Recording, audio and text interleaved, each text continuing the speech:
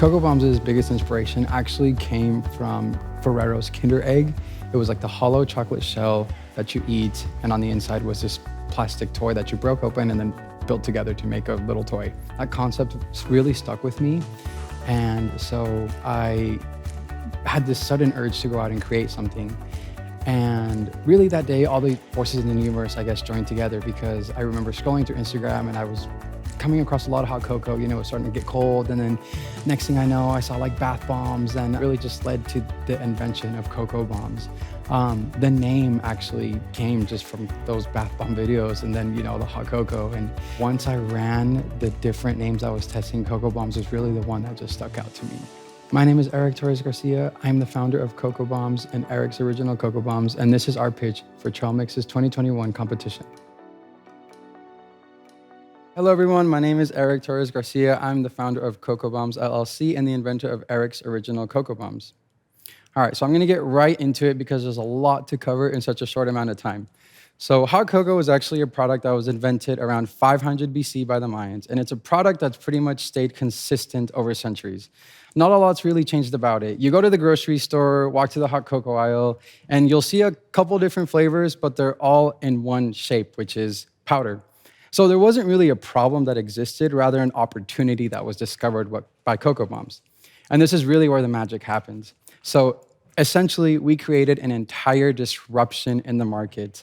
And I'm gonna give a little bit of a backstory from when we started to where we are today. So back in 2019, I had actually just come back from living abroad in Italy for 2 years. And during my time there, I worked at a gelato shop, and I was living in a city that was very passionate about confections and chocolate. I came across a lot of different candies, and Cocoa Bombs' biggest inspiration was actually by Ferrero's Kinder Egg. I'm sure you guys have seen the US version, but in Europe, there's a completely different version. So in Europe, the Kinder Eggs is a hollow chocolate shell filled with a toy on the inside.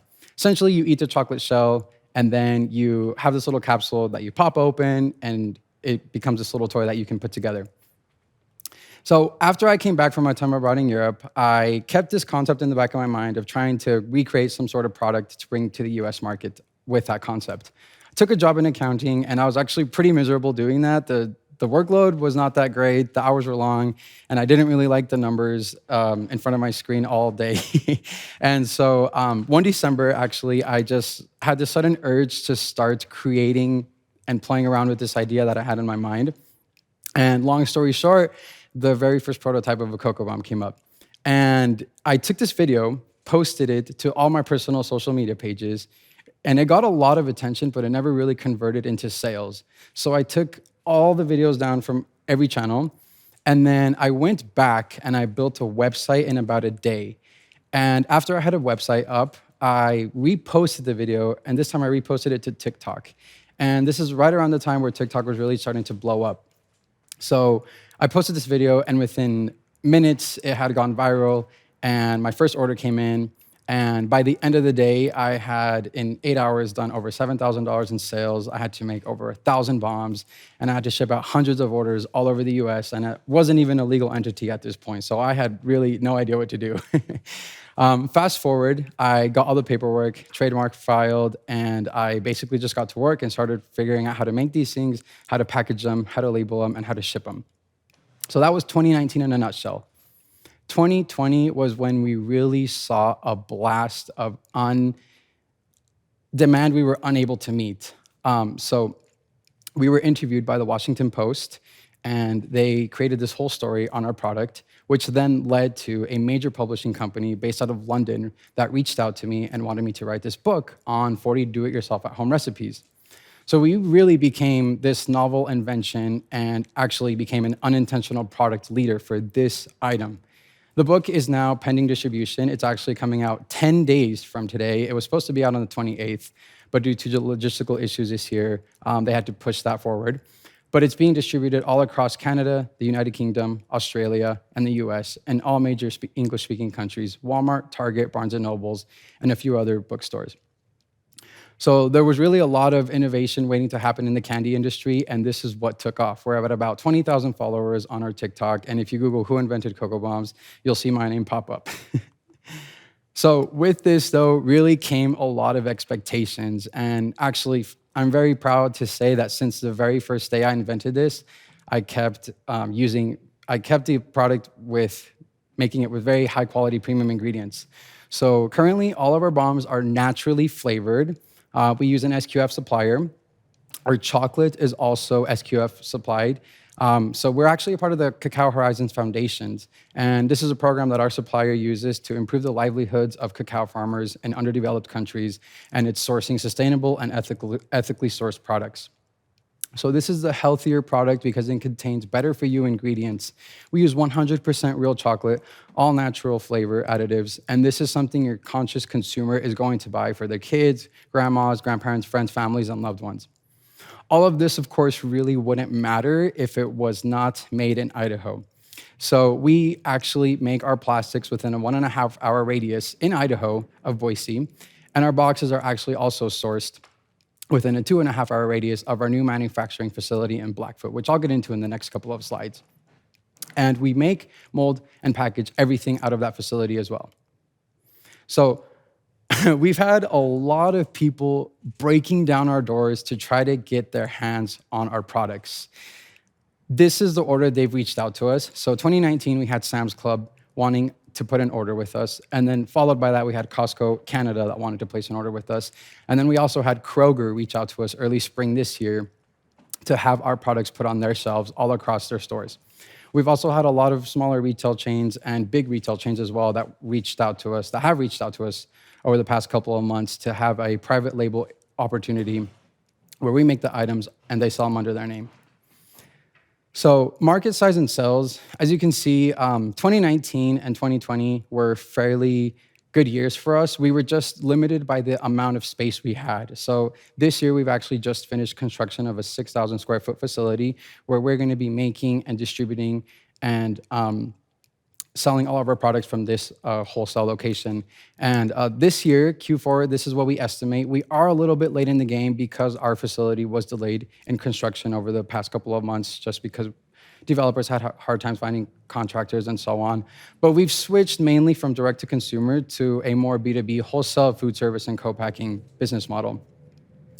2021, this is what we expect to do. 2022 and 23, that's what we project once we land one key account. So with every successful product comes some sort of market imitators. Our biggest selling point is that we are made in the United States. Not only that, in the great state of Idaho. As you can see, both of our competitors have these products made overseas and imported in. We use all natural flavors for our products versus artificial ingredients. We craft small batches using premium ingredients, and we also offer a wide variety of flavors. So this is really our biggest selling points, not to mention these things are actually flying off the shelves through our wholesale channels already. We can't make them fast enough, but we're trying to stick to the people and buyers that are able to represent our brand well. So none of this would have really been possible without the support of a great team and an awesome supply chain.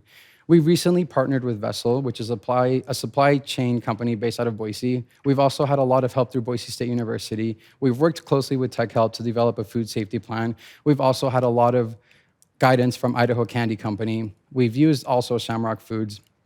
And then that photo that you see in the background right there is our new facility. It's a little bare in the photo. We now have a lot more items inside, but that just kind of gives you the scope of how we're gonna be able to scale up.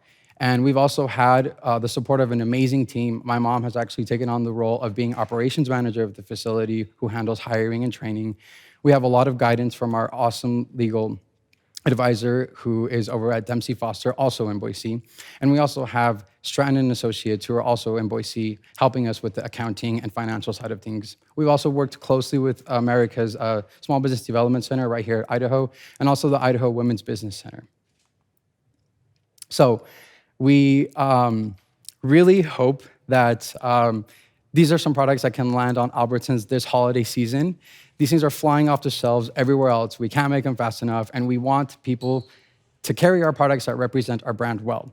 I've played around with a lot of ideas on how we can go about marketing this opportunity. Perhaps we could do a meet and greet and so on, but I'm hoping you guys have enjoyed the samples that I sent out your way. And now's the time for questions, and if you guys have anything you'd like to ask, feel free to do so. Hey, great presentation, Eric. Thank you. I have a 11-year-old daughter and a 17-year-old daughter, and TikTok fans like super ecstatic to see this product, and they had to see the whole procedure and the explosion, so that was great. But I'm curious, what about your product's great packaging too, by the way. Thank you. Have you had any what about with like coffee companies, right? Like Yeah. coffee is Yeah. a big deal right now. Yeah. Coffee companies, some obviously the big ones, nationwide, and those are usually year round. Hmm. Is something that have they had any interest in you? Yeah.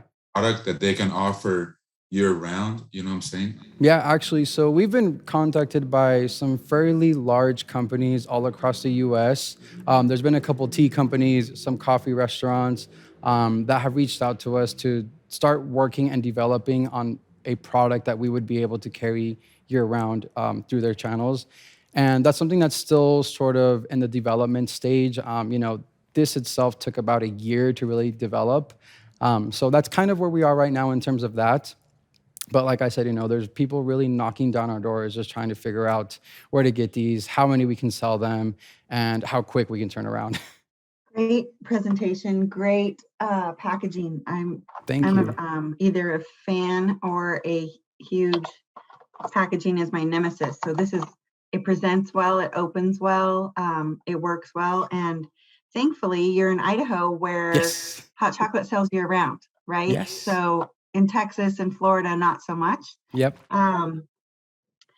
What are your top 2 best-selling Of course. SKUs? Yes. So we actually have 10 different flavors. I wish I could have gotten out all those 10 flavors to you guys, but we just didn't have enough time with the entire move and everything.